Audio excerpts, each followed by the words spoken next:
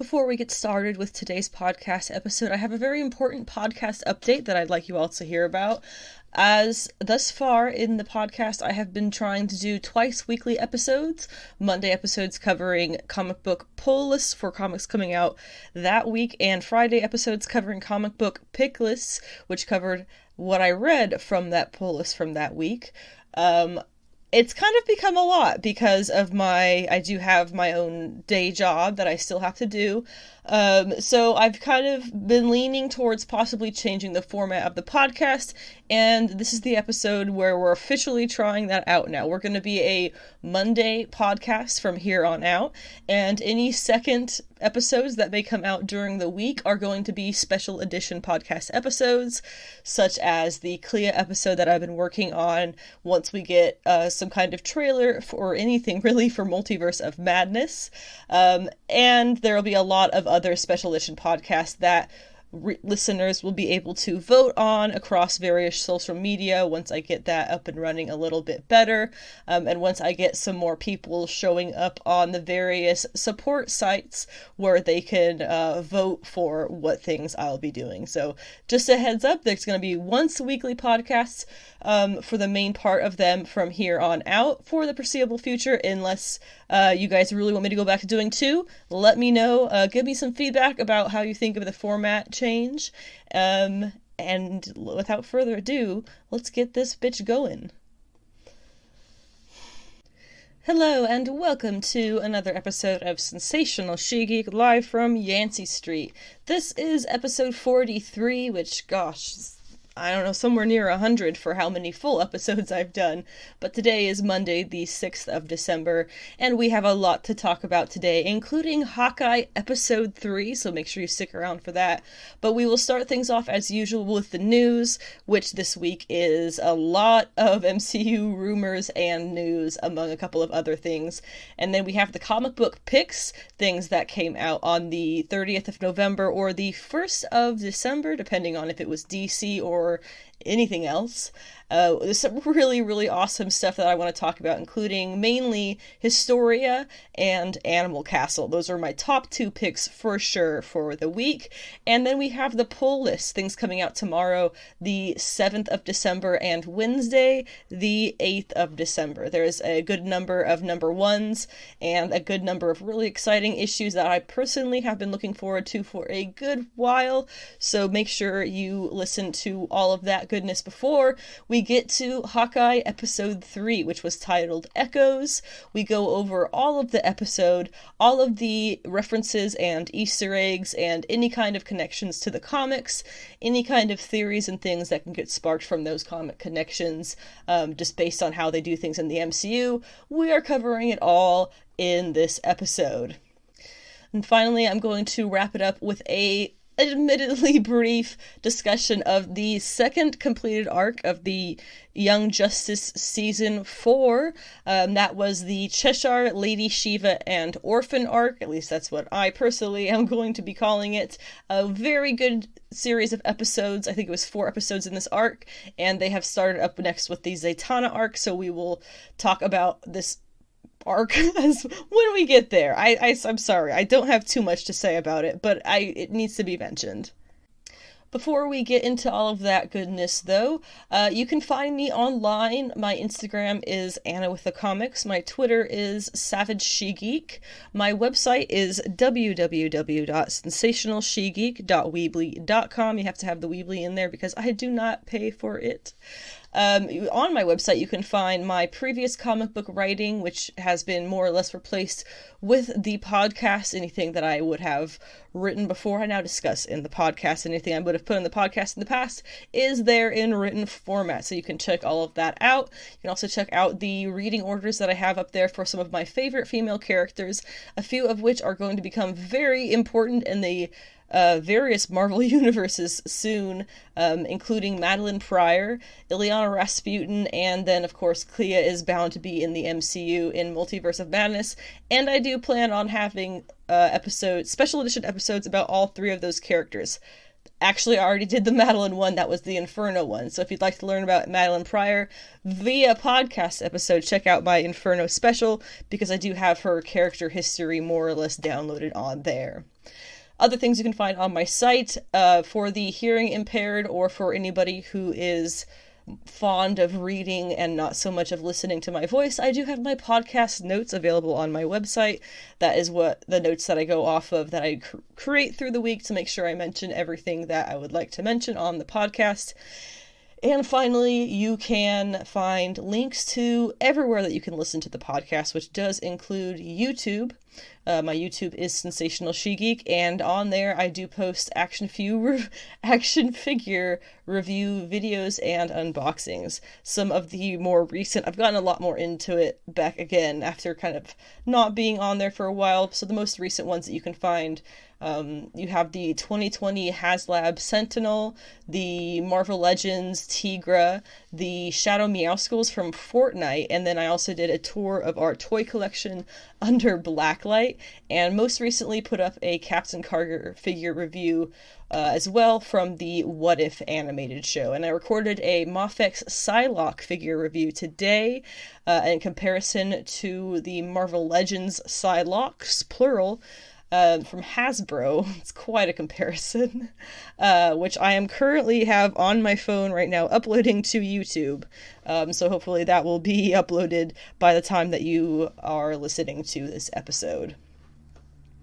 The podcast does have a podcast Patreon if you would like to support it for donations. It's on there under Sensational She-Geek, and anything that gets put through to the Patreon goes to me being able to spend more time and put in more effort for the podcast. And in the future, I hope to have a big enough of a following that I can pay to add in sound effects and do a better job of editing and things like that, which I can't really do right now because I have bills to pay and a day job to still fulfill. In the future, hopefully not. You can also find my Ko-fi, Cash App, Venmo, and PayPal, all linked on my Linktree, which will appear linked at the end of each episode's description wherever you are watching. I still would like to order my my stickers for the podcast. I have picked out the design. It's just a matter of finding $60 laying around to get them all printed off the way that I would like them to be. So they're coming. If you would like me to send you one or a few when I do get them, go ahead and message me wherever you are able to, and send me your info, and I will put you on the list. And at some point, hopefully by the end of the year, we will have those stickers available. Finally, I did make a Redbubble sticker. It can really be whatever you want it to be because it's Redbubble, but it says A Woman's Place is in the Comic Shop. It's really fun. You can find it on Redbubble under She-Geek Shop if you're interested at all. Without further ado, let's get going with the news. For the news this week, I'm going to talk a little bit about Lost in Space Season 3 on Netflix, the Spider-Verse 2 trailer, a number of Spider-Man theories and news for No Way Home, and then a number of other MCU rumors, and the wrap-up of the World War She-Hulk event, as they've been calling it, in Avengers 50, which is really just the very bare minimum information we need to get into the She-Hulk series that's going to be coming in January. So Lost in Space Season 3 is up on Netflix. It went live on December 1st with, I believe, 8 episodes, which I admit I did binge in about a day or so, and I have to say that I don't think they're planning on making a 4th season. The way that it ended, it seems very solid, on a good note. I also really enjoyed the way that they continue in this season to make references to the older versions of Lost in Space without it being quite as out there. Like, instead of time travel, which we had in the 90s movie version, there is in this somebody who is in cryosleep for 20 years, which for him is the kind of the same thing as time travel. It also fills in a lot of answers about characters everybody gets their moment, and all in all, it generally ends on a really good note. So if you enjoyed the first 2 seasons of Lost in Space or enjoyed any of the original material, definitely recommend checking this one out because they did everybody really great justice. And I think it was a pretty satisfying way to end, if it did kind of force it just a touch with having to be cheesy to make it work. That's okay. We can ignore the 10 minutes of like overblown cheesiness because the rest of it was really fantastic, and I love the way that it ended. This week also the weekend heralded the Spider-Verse 2 trailer, the very first teaser that we're getting for the Spider-Man Across the Spider-Verse sequel, which we know now is going to be called Spider-Man Across the Spider-Verse Part 1. Did I say it was Into the Spider-Verse? This one is Across the Spider-Verse. But they're putting Part 1 there, which is very interesting because it obviously shows that there will be a Part 2 after the fact. And this is going to be coming out in October 2020, so just under a year from now. Of course, things have been pushed back so much. It's probably going to be a year plus, if I was to be realistic about it. So this was a really fun teaser. There's a lot of comics people who are involved with it who are very, very excited, as am I. The little teaser picks up with Miles, of course, at home. He is picked up basically by Gwen, who takes him out across the Web of Destiny. Now, the Web of Destiny, if you are unfamiliar, I actually just copy and pasted this from Wikipedia, I'm not gonna lie, because I didn't feel like typing it out myself, and honestly, they have much better words to describe what it is than I do off the top of my head, so it is the web of life and destiny. It's a 3-dimensional construct in 5-dimensional space, which acts as a model of the entire multiverse and enables travel between realities. Its nexus lies in Earth 001, where it is maintained by the Master Weaver and various totemic spider deities. Madame Web and the various spider incarnations, Spider-Man, Spider-Woman, and Spider-Girl, and others across the multiverse ultimately derive their spider powers from the web of life and are considered totemic entities of spiders.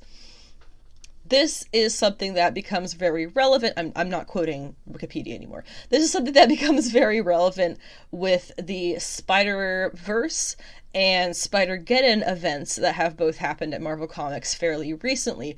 Spider-Verse was a incredible kickoff of an event that brings in characters of the Inheritors, which we'll talk about in a little bit, but they ultimately feed off of the spider totems, which, if you're still not really sure what a spider totem is, well, let me find one about what a spider totem is not. Well, that would be easier. Black Widow, not a spider totem. She does not have superpowers. She does not have spider powers. She's just called Black Widow because that's what the Russian fighters were called, Black Widows. Gwen Stacy, as in Spider-Gwen, she's a spider totem. In her reality, she was bit by the spider and got the spider powers. Peter Parker of 616 is a spider totem. Miles Morales is a spider totem. Which, fun fact, did you know Miles Morales actually came from the Ultimate Comics universe, which kind of collided with the 616 when Hickman did Battle Worlds, and now he's just in the 616. Nobody ever talks about that. But he's literally from a different universe. Like, it's crazy. But anyway... So you understand now, I think, what spider totems are. Spider totems are heroes who actually represent spiders as beings, not just are named after them, okay? Another thing that we see in this little clip is that they are Gwen and Miles, sorry. They are clearly a lot older. I think it's a bit more obvious. Miles is everything. He looks a lot older, but Gwen, I think it's a bit obvious in her hairstyling, and the fact that she does seem to be a bit taller, physically larger, so they're definitely older, so that's interesting. It's been some time since the last movie, and we see as she takes him off through the Web of Destiny, they go to all these different worlds with different visual designs, and we have Spider-Man 2099. Miguel O'Hara, voiced by Oscar Isaac, is attacking Miles. Spider-Man 2099 is, of course, the Spider-Man of 2099. Not a lot more to explain to it there. He was created by writer Peter David and artist Rick Leonardi in 1992 for their 2099 comic book event that kind of happened in that year at Marvel. And he did appear for the first time in his own #1 of Spider-Man 2099. #1 from 1992. We actually have that issue. Just gonna rub that off for a second. I don't know what I was trying to say there. But anyway, why is he attacking Miles? Good question. Why does Gwen Stacy very obviously have a secret that she's hiding? Also good question. But a better question is, are we going to see the Inheritors? I would have to say, probably most definitely. I don't think it would be too much of a stretch to say that Gwen is already running from them. So let's talk about the Inheritors. Again, I explained them very briefly earlier on in this little clip. They basically are this evil family who goes across the multiverse feeding off of spider totems. They take their life force, leave them dead. Not for dead, they straight up killed them. End of story. So the Inheritors, I did put in a bit more of a from the villains wiki page for Marvel. They have better words than I do to describe these things. A little bit more in depth than just feeding off spider totems. It says, the Inheritors are villains in the Spider-Man series, serving as the main villains of Spider-Verse and Spider-Geddon. The Inheritors first appeared in the Superior Spider-Man #33, where Morlun, who is their leader of their family, is reunited with his siblings, and the plans of bringing the Great Hunt in motion. His family fully takes center stage alongside him throughout the series, and they went to go after the spider totems, killing any of them for the Great Hunt, as overseen by their father, Solus. Well, I guess he's the leader of the family, but Morlun's like the leader of the hunt. But I think that we'll wait to talk more about the whole family dynamic for the Inheritors once we see a little bit more evidence that they will in fact be in this movie. That's something that everybody was expecting in the first one, so I have no doubt that they're going to want to make it as big and possibly secretive going into the movie as they can, so that it's a big surprise. Everybody gets what they wanted, the evil villains of the actual Spider-Verse comic series. I can't really see this going any other way. There's no reason for Miguel O'Hara to actually be fighting Miles unless he was sent by them or is trying to stop him from being caught by them. Something complicated like that, no doubt. Now, I do have 2 points of MCU rumors. The first is that there is supposedly going to be a Doctor Strange in the Multiverse of Madness trailer coming out this month. For some reason, people all over Twitter are insisting that that will be happening. I honestly don't see a reason for that to happen. I believe that movie's coming out in May. They usually wait till about 3 or 4 months out to put out trailers for things, and we are more like 5. Trying to do math in my head. Yeah, so I feel like it's going to be 2022 before we see a trailer for that. But, I mean, keep your ears open, I guess, because it could happen. The other bit of theorizing that I have here is a personal theory that we have in our house. After thinking about the interview that Amy Pascal did with, I believe it was Fandango, talking about how they were so happy to have all of these characters come back, and everybody was so excited to return from previous Spider-Man movies, and other Marvel Sony movies. We find ourselves thinking here that, and she made a good point about how, they were trying, so hard. There's certain things that they definitely don't want getting out. If the 3 Peters showing up in that movie is their, one big surprise in store, they have completely failed on that front. And I think she knows that. And that makes me think those 3 characters, or those 2 extra characters appearing alongside the Peter Parker we know, Tom Holland, that's actually not going to be a very big surprise now. They're not holding that one close to the chest at all. That has not been news since probably 6 months plus now. It's been very clear that those two actors are in this movie. So what if there's something more that's going to get brought into it that people hasn't leaked, that nobody's gotten a whiff of? Something like, we know the Sonyverse is going to collide with this, right? What if Venom shows up? Because he's going to be in that world now.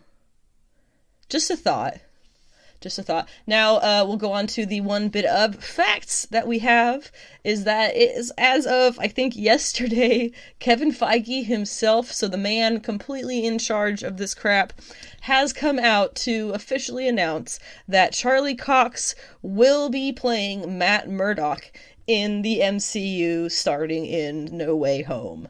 That's pretty darn cool. Again, going back to what I just said about them having another secret up their sleeves, I think they're releasing on purpose all of this stuff that's been rumored because they have one last thing or one major thing that nobody has mentioned. So they're giving us all of these freebies, confirming all of our theories, all in the hopes that that will keep us all satiated and we won't figure out that there's something else there. But the important thing to take away from this is Charlie Cox in the MCU, and dreams are coming true. And finally, as far as news goes, I was going to cover this in the comic book picks, but it was not a good issue at all in general. But I did read, flip through, Avengers 50 by Jason Aaron. Was not impressed, very confused at best, really. But for the Jen Walters wrap-up of the horrendous World War She-Hulk event that did not deserve to be called World War She-Hulk in any sense of the phrase. Basically what they're saying, because of course the next time we're going to be seeing her in any kind of major way, it's going to be her own series happening in January. So how they're transitioning her from Beast Mode Hulk to back to being basically her sensational version in her own series coming up in January, like I said. What they're saying here is that she absorbs all this gamma energy from a bomb that was headed to Atlantis, completely overloads herself with gamma energy so much, and then goes into Avengers Mountain, which is of course a former Celestial? It's a former Celestial corpse, basically. And she releases all that gamma energy and comes out not only naked, but back in her sensational form. And everybody comes up and hugs her while she's naked. I mean, it wasn't really well written. I'm not gonna lie, it kind of sucked. But it did the job. She's back to the point that she needs to be to prep for her own series. So there you go. That's how that worked out. I read it so you don't have to. Now we're going to move on and talk about comic book picks. These are things that came out for DC Comics on November 30th and everything else on December 1st. My top 2 picks of the week were the Historia, the Amazon premiere issue, as well as Animal Castle premiere issue. Other things that I'm going to talk about in varying degrees are Marauders, Wonder Girl, The Me You Love in the Dark's finale, Human Target, New Mutants, Dirtbag Rapture, the Gotham's Villains Anniversary Special for #Poison Ivy Watch, Captain Marvel, Trial of Magneto, and the final issue of Daredevil. Starting off with Historia, it's a little bit difficult to put into words how this comic makes me feel.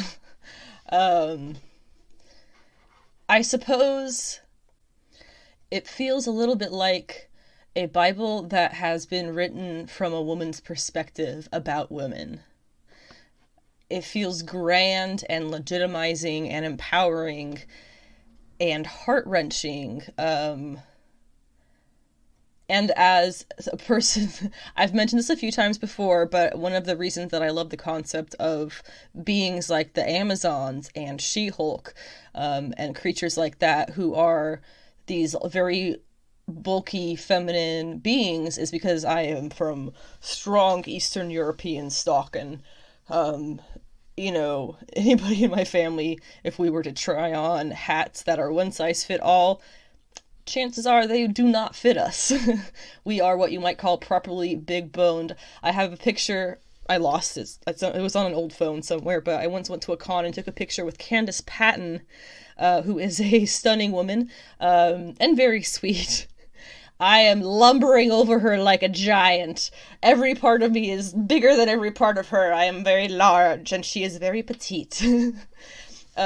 So that, I think you understand maybe why I would connect with beings such as She-Hulk or the Amazons. And so reading a lot of this, I feel a lot of that connection. And especially when they start connecting things to real world injustices and patterns and strife. It is very legitimizing. And I struggled so much with what to say about this. I would like to read the first few pages to you, if that's okay, and then I will summarize the rest of the events of the comic. But you deserve to have, if you have not read this, you as a reader, as a human being, deserve to have this comic in your life. And I would like to just go over the beginning, because it is so...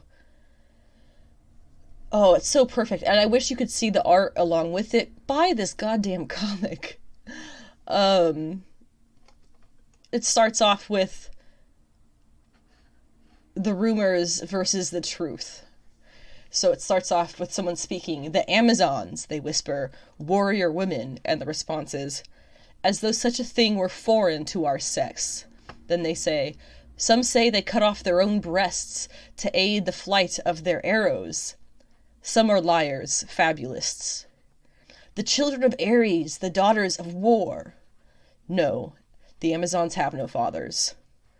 Surely this we know, the Amazons sequester themselves from the world of men, save for Diana, a gift from their warriors of Themyscira, our Wonder Woman. No, not that either. None of it. History, young one, is written by the victors. In the bitter battle between the Amazons and the gods of men, the Amazons lost. There is no objective version, neither this one nor that. But this is our story. The Amazons' utopia. And it begins with the goddesses. And you have this amazing spread of the 6 goddesses here. From left to right, Hestia, Artemis, Demeter, Hecate, Aphrodite, and Athena. Now, these are all goddesses of Greek lore. You have Hestia, she's the goddess of the hearth and altar flame. Artemis, the huntress. Demeter, the goddess of growth, grain, the cycles of life and death. Hecate, the goddess of the crossroads, witchcraft, and death. Aphrodite, of love, beauty, pleasure, passion, and appetites. And then Athena, of course, the weaver, cunning, sharp goddess of the city, made of edges, burst from Zeus's mind himself. And you have the art here, which goes amazingly well with the characters, whose designs themselves are stupendous. For Hestia, she is the goddess of the hearth. It says, women she sees beyond your walls. And at the base of her panel of art, you have some barnyard animals that you may have found back in the day in ancient Greece. And then for Artemis, it says, Artemis knows you for the wild creature you truly are. And at the base, she stands on a wild boar, bigger than she is. She is a nymph-like creature here. Almost fairy-like, but wild. And at the base of her panel, it has a deer that's been shot up with arrows that is half human and half deer. For Demeter, it says, mothers, literal and figurative.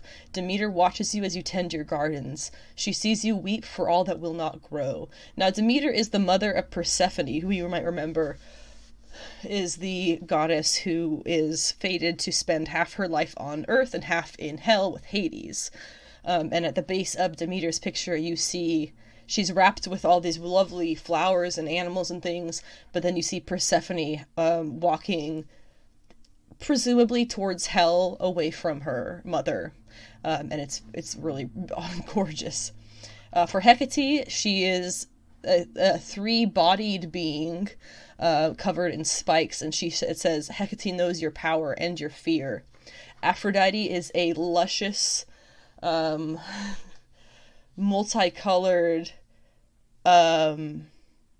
being with galaxies in her hair. Really, really stunning creation, honestly.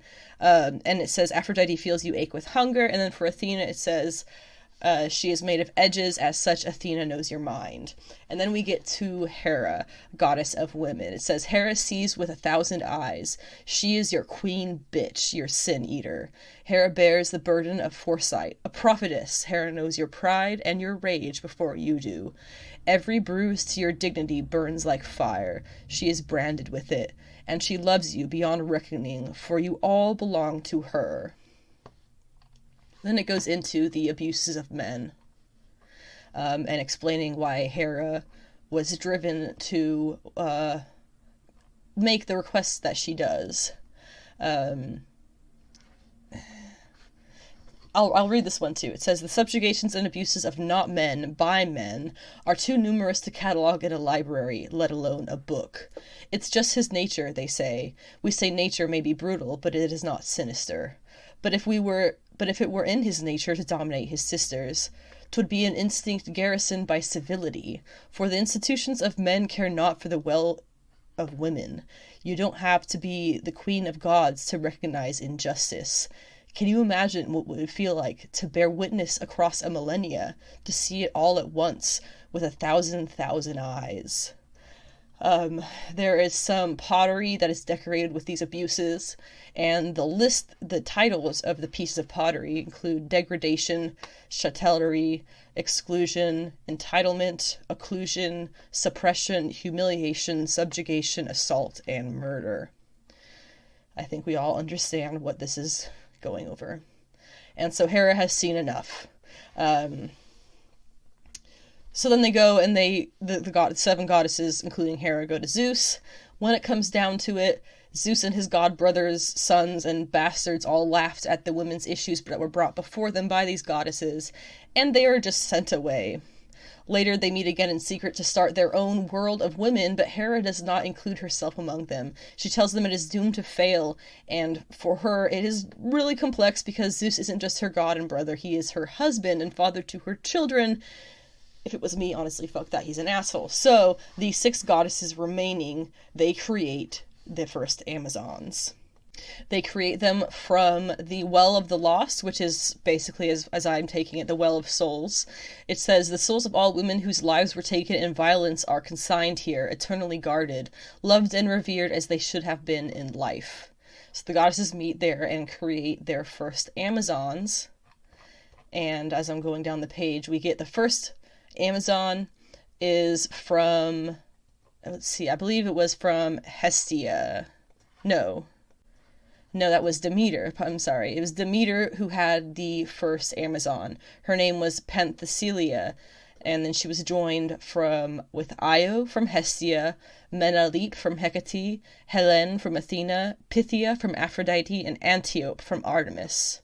Each of them have their own designs, body types, skin colors, ages. Absolutely everything about them is unique to them. And at last we get the spread of 30 completely unique characters that these writers have created to fill in the ranks of the first Amazons. 30! Each with their own unique individual look, name, abilities, strengths and weaknesses, costume designs. It is remarkable, to say the absolute least. And then it goes on to, Athena goes and meets with Hera, asks her, why you didn't join us. And then we go to what will be the story from here on out, I believe, which is Hippolyta's story and how she becomes connected to them. Hippolyta was just a widow in a Grecian city, and when a noble lady gives birth to yet another daughter, when they were hoping for a son as an heir, she is commanded to take the baby and get rid of it. So what that means basically is take it off to a river, put it off in a basket, and if the gods see fit that the child will live, it will live. If the gods do not see her fit, she will die. So she leaves the baby, is completely crushed and heartbroken by it, and ends up running away. She runs for a countless amount of time until she is captured by male soldiers who wish to have their way with her, of course, unsurprisingly, and they are slaughtered by Amazons themselves, by true Amazons. So that is how Hippolyta first meets the Amazons of Themyscira. But interestingly enough, it is Queen Hera who takes that baby from the river and who takes its soul and keeps it with her for a while, saying that she needs to use that as her eyes to watch over what is going on. So we get a really, really bonkers spread of Hippolyta at the end of this first issue. If I haven't convinced you to read this already, the last thing I have to do that is that at the end of this, the very end, after the story is over, they go through character descriptions for every single one of the 30 Amazons they created. Every single one! They have names, they have individual things about them that are noted, they have leaders of each sect, they have defining traits that are different for each one of them. This is bonkers! If you don't understand how impressive this is probably the wrong podcast for you. This shit was wild good. And I should probably move on now, but I cannot stress enough how badly I need you to read Wonder Woman Historia, The Amazons. This shit has to do well so that we keep getting awesome shit like this in the future from DC Black Label. Animal Castle was another really good one this week, one of my top picks. It is a retelling of George Orwell's classic story Animal Farm, which itself is an allegory on the rise of the Bolsheviks in Russia. I did see somebody online comparing this to that, as if that's the rise of the Bolsheviks, and this is an allegory of the French Revolution, which I can definitely see as being really accurate already, based on the events that we've seen. It takes place in a realm where the humans have abandoned this farm that they once created, and the animals that remained there made a republic. But things have gone very poorly for those who are not on the top, as we see a hen who tried to keep one of her own eggs for herself is executed by way of dog mauling, because the dogs are the, militia, basically. A cat called Miss B is raising her kittens alone after her male, as they called him, had died, so she works in his place as well as raising them. During the day, the nanny goose called Daisy watches after the kittens. Daisy is tired of seeing the injustices every day, and starts to make small rebellions like not hailing their glorious president, Silvio. And then when rations are sorted, Daisy starts a real rebellion, and it gets real bloody real fast. Miss B is able to save herself and her kittens, but when she comes out to check what's going on, the barnyard is a slaughterhouse, and everything is just... all of her friends are all dead on the ground, and Daisy's ripped up body is pinned to the gates. This sounds horrible and dark. It is. It's a fun mix of really, really dark concepts with really playful concepts, like animals, hens and chickens and cats and dogs who are the police, and a lot of blood and guts and murder. It's awesome. This is right up my alley. I'm gonna read the crap out of this series.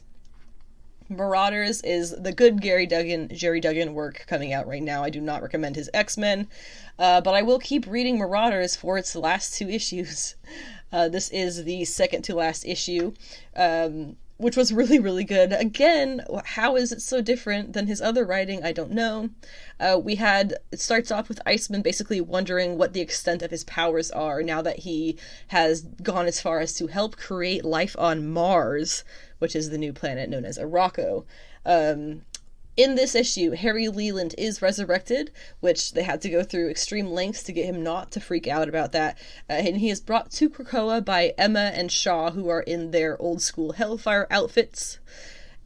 Fing Fang Foom, meanwhile, shows up to the Marauders' ship as they fly through the air. He's been partying after apparently winning some kind of interstellar battle tournament, and he wants their booze.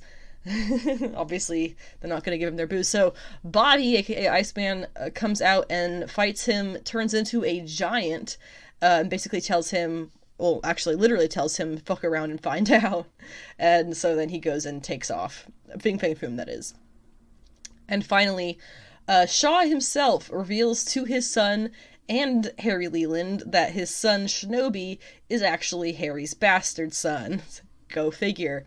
Leland becomes the Krakoan UN ambassador. I read somewhere that he's a lawyer, so that is actually a perfect decision as long as he doesn't stab them in the back. Which I don't think he would, because it's in their interest that Krakoa keeps going well. So, there we go. As for Wonder Girl this week, issue 5, this was written by Joelle Jones, but the art for this issue was entirely handled by Adriana Mello.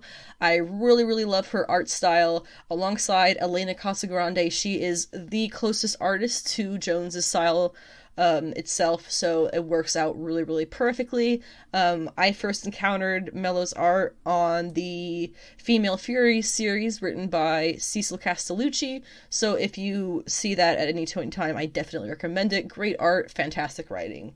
But what happens in this issue of Wonder Girl is Yara kind of triggers Hera into revealing her true nature of impatience and, overlording over her people. So Yara, of course, turns down the elixir of the gods, battling her way out of Olympus with her Pegasus friend, Jerry. But Hephaestus strikes Jerry down, killing him and destroying Yara's sword. Meanwhile, Potira, the Brazilian Amazon, I guess, ends up being Yara's friend in the future, reveals her tribe to Cassie. They live in the city called Akahim, and their current name of their people is called the Escacida. That is, in case you're looking to spell it, Esquuecida. I think I did a pretty good job on the pronunciation this time, if I don't say myself. The Me You Love in the Dark also had its 5th issue, which was its final issue. And boy, was it... Oh, it was something. If you recall, the last issue ended with the creature killing the dude. I kind of assumed he just cut his throat or something simple like that. No, I was wrong. He totally disemboweled him. And of course, Ro, who I realize her full name is Rowena in this issue. Don't know if I just missed that before or what. She is completely horrified, as I think we all would be. The creature apologizes very, very calmly and kind of demands that she forgive him. When she doesn't, it changes its face to appear how she drew it for the first time when she was painting the creature, which just makes it worse. And then in an attempt to calm her, the creature mushes the editor's body back together and tries to make him talk like a puppet. Absolutely terrifying, completely horrifying nightmare material. So she's obviously screaming at this point, asks it, what the hell are you, and it responds by saying she knows what it is. It's something that loves her and that she loves. So she tries to trick it into letting her leave the house, but it just gets angry, getting very army, lots of many arms, lifting her off the ground, sees her terror, and then apologizes again as it sits her in front of her easel, just kind of plops her down, commanding her that she should paint in order to make herself feel better. So it leaves her alone, dragging the pile of body parts out behind it. When Ro is done, the monster dude comes in to see. She says that she now sees it for what it truly is and throws a candle and paint thinner on it. So the whole house ends up burning to the ground with Ro barely making it out. And then it ends with the very ominous final lines or panels, I guess, of one of her old paintings from that period of living in that house being found at an antique shop. And it looks like this couple is probably going to buy it and hang it up in their house and go through the same bullshit adventure. Human Target number 2. This story is, of course, by Tom King, and it is very much a detective noir story with the narration going along as the story plays out. It's almost like a slice of life anime. In this issue, we get Ice telling Christopher Chance that Lex was the one who got Overmaster to kill her back in the day, and the hero known as Fire reacted poorly to the news. At one point in the issue, she kisses Chance while he was having a coughing fit, which cools his lungs. And on the last page, we learn that Christopher Chance was actually the one to make all the calls and pull all the strings to get her to decide, well, basically trick her to decide into meeting with him that day. So he's clearly a step ahead of where everybody thinks he is. It makes me wonder, I don't know, where is this going? I'm kind of wondering, what is the big reveal going to be? Is there going to be a big reveal? A twist? I don't know. We'll just have to keep reading and find out. In Vita Ayala and Rod Reese's fantastic New Mutants issue, the young mutants save the older mutants team, and they help each other basically figure out that Amal Farouk sent Wolfsbane to help him from the Shadow King, which is him as well. It ends up that they're all able to make it so that he is just Amal Farouk again, not the Shadow King. You might call it facing their shadow selves and coming out on top. I will always love and appreciate how Vita Ayala has become a master of synergy between these characters, putting the pieces together to get the best result and most accurate result of what they want to have done based on everybody's abilities. It's a really, really cool device, and I love how they've been keeping up with that so much. Dirtbag Rapture, number 3 of 4, was a really fun issue. The pace is a little bit different than the last issue, but that's okay. The big reveal of this one, though, is that angels and demons have been breaking into Kat's head for the past who knows how long, and the regular ghosts who have just been living in her little internal hotel in her head have been casually just burying them in the yard, trying to ignore that anything is going wrong. So, they probably should have mentioned that before now, just thinking. For the Gotham's Villains Anniversary Special, aka #Poison Ivy Watch, Ivy starred in a story written by G. Willow Wilson with art by Emma Rios, colored by Jordi Belair, and goddamn, it was fantastic looking. In the story, Ivy takes a basically death plant into a Gotham office building and ends up getting attached to one of the human female victims. She gets her out of the building before it all blows and leaves her outside the city limits where she is healing. More importantly than any of that in the actual story is the fact that the story ends with the words, "Poison Ivy story blooms in 2022. I've talked a lot about where we could possibly be seeing her in the future. I read all the solicitations. She has not had a single mention through February, so I'm wondering, is it March? Is it going to be the next time I go over solicitations for DC? I'm finally going to see that sign that Poison Ivy has literally anything going on in 2022? They seem to be claiming that she does, so now we just wait. Captain Marvel, I got the Artgerm cover, and I'm trying to ignore the fact that the guy at the comic shop, I had to describe what it looked like. He didn't know who Marvel was, he didn't know who Artgerm was. They wouldn't hire me. They wouldn't, whatever. A decent issue. Carol gets out of the lockbox they stuck her in the last issue by basically learning to project her powers out of herself, almost like a binary form duplicate, kind of. The being is her, but somehow also not her. Like, it's her own self. It's its own self when it's outside of her body, I guess. One of the villains who are attacking now is Marvel, but Carol is able to see that that isn't truly him, it's just a clone or some other form of trick. But when she is taken in by him, she just breaks out using her newfound binary secondary form, which is much to Vox Supreme's distaste. And I think we got 1 or 2 more issues to wrap up this arc. Trial of Magneto is number 4, is just, it was fine, I guess. Really great art more than anything. But we see that the Wanda who is found alive, she was an old copy that was resurrected by the Five. And then we get Old Woman Wanda attacking, like, Spirit Wanda or whatever in a place called the Eldritch Orchard. The monsters that are attacking Krakoa turn out to be manifestations of her guilt and anger, which Old Woman Wanda is, I guess, trying to beat out of her. Everyone gets mad at her on Krakoa for the monsters attacking, and she finally connects with her other forms, Maiden Mother Crone, future, present, past. The war captains, Magic, Quanon, and Bishop all come out to help. Monsters are beaten, and it turns out they were formed of Eldritch Orchard material. The three Wandas merge, leaving just the one true Wanda. And old Wanda tells her before that she lives for such a long time, but before she goes, she ends up going to, whatever. Ends with her saying that she knows who attacked her. There was some distracting reuse of art in some panels, I will say that too. But for the most part, pretty decent issue. We'll have to see how this ends to see if it all makes sense in the end.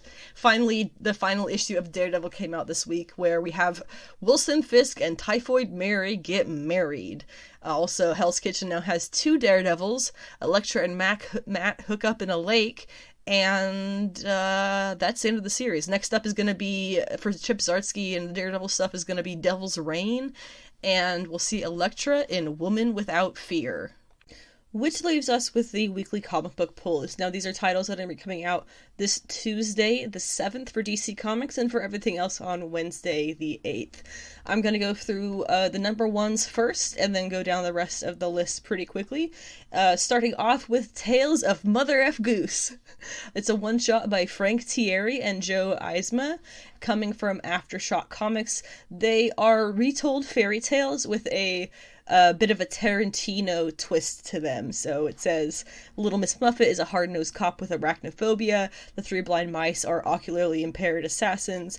Puss in Boots is a feline-faced scumbag. It's really fun retellings. I have no doubt they're going to be pretty awesome. So definitely check out Mother F. Goose. Daisy number 1 is coming from Dark Horse by Colin Lorimer, who is writing and drawing it with assistance on colors from Joanna Lafuente. It is the story about a desperate mother's 5-year search for her missing son. And it leads her to a place where she meets Daisy, an 8.5-foot tall young girl who is still growing. But clearly there's some stuff up there. It says her family may be descended from a race of cannibalistic giants spawned from the outcasts of heaven. There is an art germ cover on Cowboy Bebop number 1, which is an original story set in the year 2171. It says the bounty hunter crew of the spaceship Bebop chase an ex-gang member who holds a vest, which gives the wearer unlimited luck. This is by Dan Waters and Lamar Mathurin, and it's coming from Titan Comics. We have a celebration of Latinx heroes at Marvel with Marvel's Voices Comunidades. Oh gosh, we'll go through writers. Let's see, Terry Bloss, Carla Pacheco, Daniel Jose Older, Juan Ponce, Leonardo Romero, Edgar Delgado, and then we have art by Leonardo Romero, Adriana Mello, Alita Martinez, Vanessa R. Del Rey, Nico Leon, and Enid Balam. There's also covers by Mateus Manhanini, Nabis Nitro, God, I can't read. George Perez, Natasha Bustos, Humberto Ramos, and Maria Wolf. Devil's Reign number 1 is following up to Chip Zdarsky's now completed Daredevil run. It's going to be the war on Hell's Kitchen, basically, between Kingpin and the rest of the heroes in the New York City area. So that is by Chip Zdarsky with Marco Cicchetto on art. Giant Size Black Cat Infinity Score number 1 is a special edition that's following after Black Cat number 10. It is again by the same Black Cat team, Jed McKay and Carlos Villa, and is going to be wrapping up the whole Infinity Destinies and Infinity Score stuff that's been going on with her that honestly has been really boring. Crimson Reign number 1, I am interested in this series because of Kira. She was played by, of course, Emilia Clarke in the Solo movie. Haven't been keeping up with the War of the Bounty Hunters arc that is leading into this, but I am very interested in her character. What we could have had if they had stuck around with their plans of showing her in the Crimson Dawn doing stuff for Maul, which would have been awesome, but we never got that. So we're getting it now in this comic. It's by Charles Soule, who is a legendary Marvel Star Wars writer, and art with Stephen Cummings. Dark Knights of Steel #2 is coming out this week. It is issue 2 of 12 coming from DC, not Black Label, which I find to be a bit surprising. It's written by Tom Taylor, who is a master of these Elseworld-style stories, with art by Yasmin Putri in these first couple of issues. It is a high fantasy DC universe retelling, so D&D, any of that kind of stuff, King Arthur, this is your jam. Inferno #3 is issue 3 of 4 for this wrap-up of Jonathan Hickman's X-Men Empire. It only has one line for its solicitation. It just says, Nimrod strikes. Krakoa's troubles don't attack one at a time. Jonathan Hickman reunites with his Powers of X collaborator R.B. Silva for the penultimate chapter of his X Swan Song. Like I said, it's the wrap-up of his run. One more issue after this by Hickman and R.B. Silva. I am super stoked for anything Hickman does. Very disappointed we won't be getting more after December's issue #4 of Inferno. Oh gosh, or is it January's now? Who knows? Either way, this will be one for the books, kids. Hellions #18 comes from the longtime Hellions team Zeb Wells and Stephen Segovia, with more art by Zay Carlos. We're going to have covers of this one by Philip Tan, Inyuk Lee, David Nakayama, Sebastian Chang, Kale New, and Peach Momoko, because, folks, this is the at last mighty return of Madelyne Pryor, aka the Goblin Queen. I'm obsessed, if you haven't noticed that. You can check out her reading order on my site, under reading orders, of course. I have every single appearance of hers listed out and commentated on, so you can literally just read her entire history as summarized by me in the matter of 2 hours or less, if you really want to get to know her character really, really fast. She's going to be popping up with some other stuff like New Mutants, so again, super excited to be seeing her in the comics again. Finally, I haven't decided yet if I'm actually going to be reading this one, but we have a new Batman creative team starting this week with issue 118. It's by Joshua Williamson with art by Jorge Molina, who is a pretty awesome artist. So, new creative team, didn't like the last one. We'll see if this ends up being worth anything. We do seem to be having more new villains brought in, which was a big, legitimate critique of the last creative team's Batman run.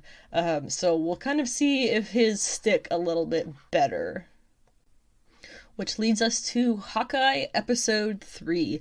This third episode on Disney Plus premiered on Wednesday, the 1st of December, and this was titled Echoes, which is a play on Maya Lopez's superhero name, Echo, and the fact that she herself is a deaf mute.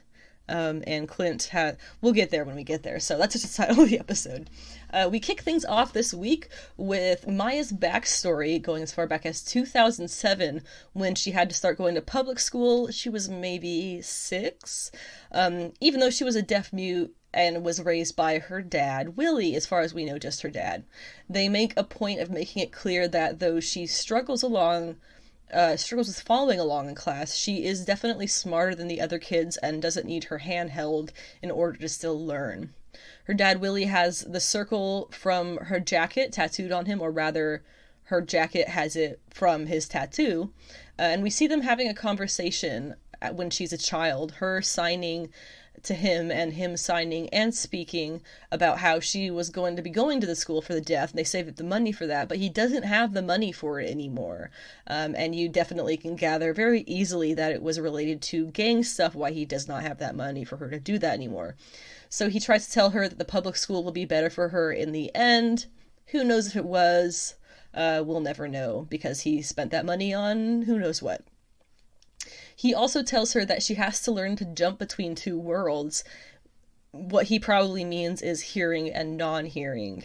And she will learn by watching and observing how to do all that. Then, directly after he says that, they go into a scene where she sits as a child still in a karate class and watches two kids fight, and they happen to be a black kid and a white kid. A very dark-skinned black kid and a pale-ass white kid. It was interesting because she's Native American. She is one of, a person of color who is not really accepted as a part of either of those worlds. So she kind of has to constantly walk the line between where do I fit in. This was something that my Filipino husband pointed out to me. And after thinking about that, I do think he's right. I like to think that they set up those shots like that on purpose to make that point. At a match of her karate martial arts stuff when she's still a kid, Willie tells Maya that it's more about speed than size, which I think is a little bit important, not only for her, but in foreshadowing, and that someone called Uncle will take her home. Then we see a large black-suited figure walking up behind him, who pinches Maya's cheeks, little pale hands pinches Maya's cheeks so she smiles, and we hear very clearly Vincent D'Onofrio laughing, which is not me making a joke about him laughing off in the distance. It's really him. It's his laugh. It's Kingpin. At this point, Wilson Fisk maybe, but this is Vincent D'Onofrio. I'm not making a joke. It's really him. One thing I wanted to note, the term uncle is used a few times in the show. It is a term a lot of Indigenous people use when referring to an older male figure in their life who they are close to and who is trusted to them. In this case, at this point in the show, it would almost seem timing-wise that Willie is using uncle to refer to Wilson Fisk himself, which is very interesting. Willie also, in the same scene, calls Maya his little dragon, which is a name once used to describe infamous martial artist Bruce Lee, so that's a cool little callback, Easter egg type thing. And it is also, I forgot to mention this in the last episode, I don't think I noticed it yet actually, but it's definitely worth noting that someone on Twitter posted recently about Wilson Fisk's house in the Netflix Daredevil series, which we see clearly a number of times, comparing it to the Hawkeye series. That house is the same location as Episode 1's underground illegal auction that the tracksuits robbed. That is Fisk's house. So, I mean, it's not an if, it's a when. When are we going to actually get it confirmed? So not only is Maya a deaf mute, she has but one leg. The other being, I guess, amputated perhaps around the knee, it looks like. And it's filled in by a sleek robot-looking shin and foot. She gets a killer fight montage, which makes it very clear to us that she is a damn good fighter all on her own. It's also possible that the scene of her fighting another boxer, specifically a male boxer, and beating him, is a reference from her first appearance in Daredevil number 9, where we meet her while she wins a boxing match against a male fighter in a public boxing match. Back in the show, we see the night that her father dies, Willie, with Maya arriving by bike and witnessing the alleged Ronin slaughtering her dad and his crew in their garage. She sees the figure in the Ronin suit, but we don't get a clear shot of the face, and I admit I spent a weird amount of time trying to make something out in that minute bit we see skin. But my point here is, I don't think that was Clint. Especially after Maya goes in to find her father still alive, bleeding out on the floor. That's sloppy. Clint wasn't sloppy. He was fast, but he was thorough as well. And as Willie dies, he does leave a bloody handprint on Maya's face, which is a callback to her comic hero look. And their repair shop also is called Fat Man Auto Repair, which, again, Wilson Fisk. It's not an if, it's a when. In the present day on the show, the Hawkeyes, meaning Kate and Clint, are still tied to the children's toys waiting for Maya. We get a funny little bit of a tracksuit arguing on the phone with his girlfriend because, as we get the backstory, he bought her Imagine Dragons tickets, see the band, the group Imagine Dragons, right? And so she's taking her sister to go see it with her, and he's mad because she doesn't even like Imagine Dragons. And there we can, obviously, it's why she's mad, because she doesn't even like men. It's just funny shit. Then we get Kazi comes out of the office with Maya when she finally comes out. Clearly, the two of them know each other pretty well. She sees the hearing aid on Clint and starts signing to him, but he clarifies that he's just hard of hearing, not deaf. She's less than pleased when she sees then that he can't really speak with sign language in full sentences, and ends up having to use Kazi as an interpreter. She tells him that Clint relies way too much on technology with his hearing aid. Clearly, Maya and her crew don't know that Hawkeye, aka Clint, was Ronin. They don't have that connection. Here we have Clint just trying to convince them that Ronin isn't Kate, and because they still believe that Ronin, whoever Ronin is back. At one point, Maya even loses it on Kate, choking her out until Kazi pulls her off. Clint is able to free himself, and it starts a chase scene through the building, lots of jumps and things, all kinds of parkour, yay. Clint gets his hearing aid kicked out of his head, and Maya crushes it. She is an excellent fighter, and I love to see it. He shoots Kate free with an arrow, plays in a ball pit, and then they end up stealing a car. And then you get a car chase, which is 100% a throwback to issue 3 of the Fraction AHA run. Cars were a big part of the series as a whole, fairly often at least, so again, this is another thing that they ripped off from those two creators and have not given them a cent, a dime, a breath of credit. So we get the car chase scene, right? All kinds of fun gags with trick arrows, which are pretty cool, and the climax is Kate shooting an arrow up high, so that'll come down on their car. Wouldn't do much damage in that case, but Clint shoots it with a Pym Particles arrow, so that it becomes enormous, creating honestly, a massive hole in a public bridge, so good job, guys. And then somebody put together, I did find this, a list of the various trick arrows that they use on the show in this scene. They got putty arrow, plunger arrow, exploding arrow, bullet arrow, acid arrow, smoke bomb arrow, Pym arrow, and of course the infamous USB arrow. The USB arrow is another direct pull from the Fraction AHA run, as most of those trick arrows are. But in the Fraction AHA run, the USB arrow was not one that... It was... we had the female version that Kate shot at him in the show. In the comic, it's the male version that it's just a USB. It's literally an arrow that is a USB, so she inserts it. Yeah. Literal USB arrow, not... I don't know, like, the one that Kate had, what would that even do? You would plug it into something, or something gets plugged into it, then what? I don't even know. So then back at the safe house apartment, Clint's younger son ends up calling on his cell phone, but Clint can't hear him because his hearing aid was crushed, right? So Kate gets a notepad and on speakerphone translates to Clint as best as she can, and honestly, this scene, I think, is Renner's best acting in the entire MCU thus far. For real. His son wants him to be there tonight for their Christmas movie marathon, but then, hears the unsureness in his father's voice and tells him, it's okay if you can't come home for Christmas, Daddy, I understand.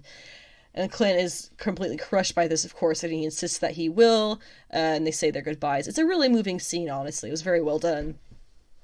And then the tracksuits are moving out of their own hideout, and meanwhile, Kazi and Maya have to have a conversation in sign language alone. It's made clear that these guys don't know sign language. They've only been with Maya for a very short amount of time. But she and Kazi definitely have some kind of history of some sort, knowing each other. Whatever it is that they're doing, they don't want Uncle to find out. So Uncle is Kingpin, remember?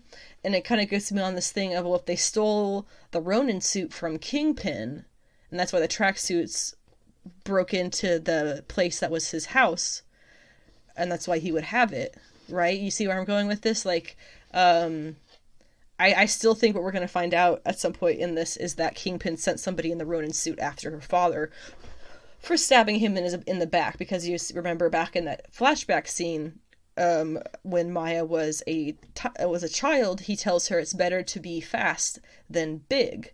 Obviously talking about himself being fast and Fisk being big. So even there, I would call that some very clear foreshadowing of the fallout of Willie Lopez and Wilson Fisk's relationship, or at least business relationship. So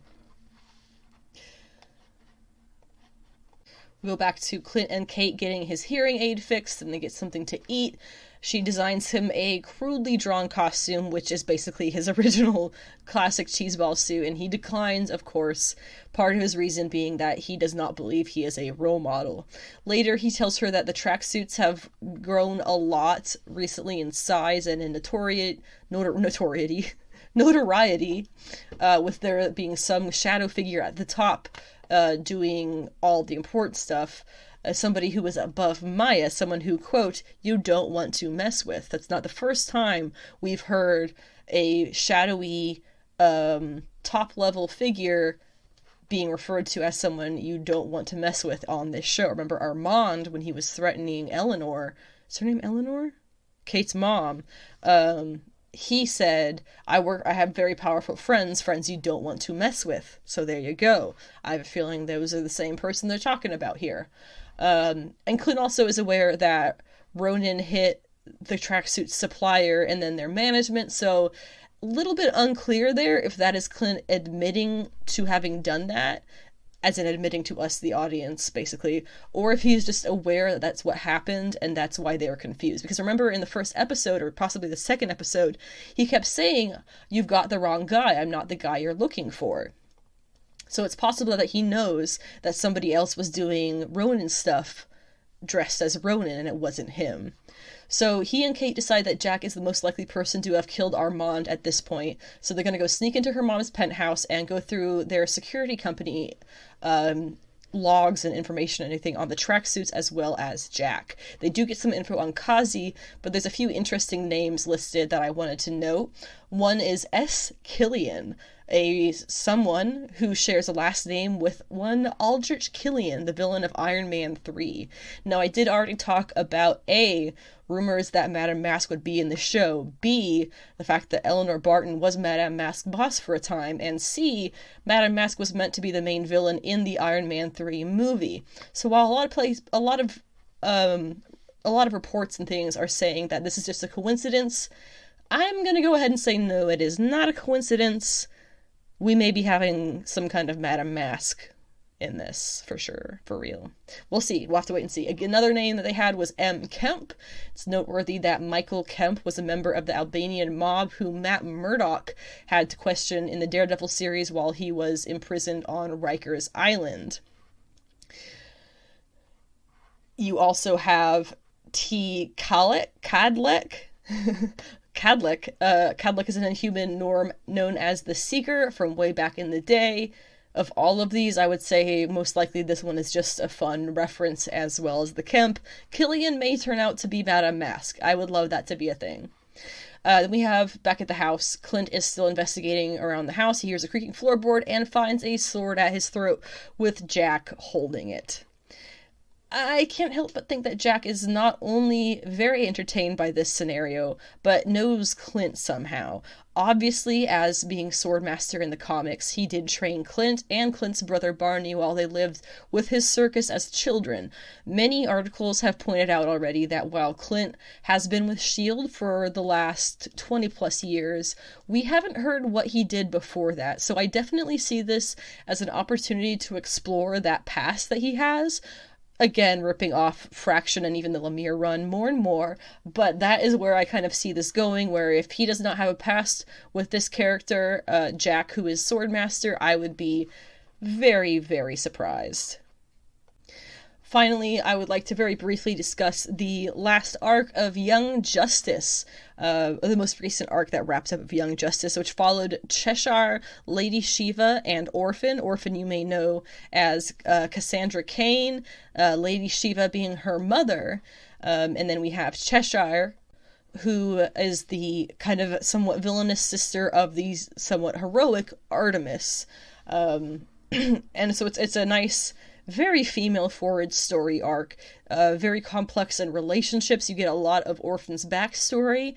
You get a lot of the dynamic between her and her horrendous mother. You get a lot of Cheshire's guilt for basically abandoning her daughter with her sister. A lot of stuff like that. It's a very, very good arc.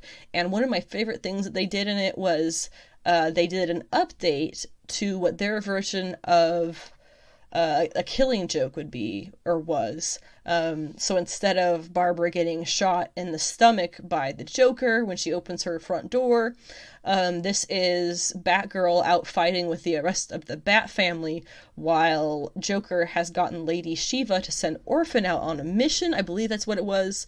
But it ends up with Orphan slashing Babs across the back with her sword, which effectively breaks her out of her mother's brainwashing, and that is, when they first meet, when they first bond. And so when Orphan gets taken back by Lady Shiva in this arc, it is very, very important for Oracle, who is the name Babs has taken at this point, to find her and make sure that she's safe, because they have that very complex relationship of, she's wounded because of her, but that happened because she was trying to save her from the Joker. So it's like this whole complicated relationship, but in the end, the two of them do care deeply for each other, and they do get her back from Lady Shiva safe and sound. And that just about does it for this Monday episode of Sensational She-Geek live from Yancey Street. As of right now, we can plan on the next episode being the coming Monday, which is going to be the 13th for episode 44. If you have any ideas or suggestions for what you would like me to put up for my special edition podcasts, so I can start working on those, I would love to hear what you have to say or what you would like to hear. Thank you very much for listening to whatever portion of the podcast you were able to, like usual. It is going to be quite dark. It's going to be getting dark very, very early, pretty much no matter where you are this time of year. So don't get trapped outside after dark, and be safe. Read comics, do some nerdy stuff indoors, and have a sweaty week.